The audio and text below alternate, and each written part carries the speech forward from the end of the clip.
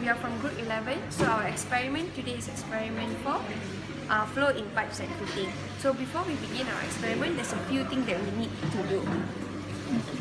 First and foremost, we need to operate this switch, and then before we turn on this valve, we have to check which valve that we are using. So make sure all valves are closed before beginning the experiment. So for the first part of the experiment, we would be measuring the flow rate in different pipe fittings.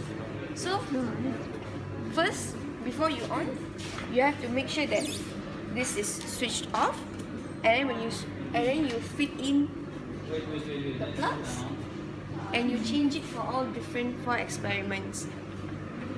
For all 4 experiments, what you have to do is, once you change the pressure, you have to measure the flow rate. That's for experiment part 1.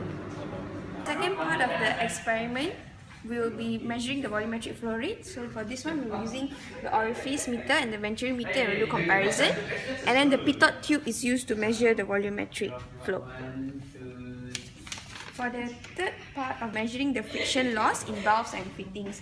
So for the first part, we use 2 different types of valve, which is the gate valve and the globe valve, and we'll measure which is better.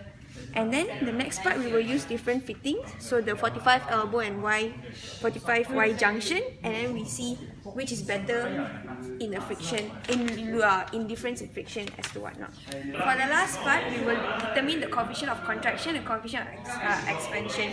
So what we will do is, we will here is the expansion, we will check, and then we will also determine here contractions and expansion. So it's 2 different, and then we will see which one gives a better reading and we'll do comparison.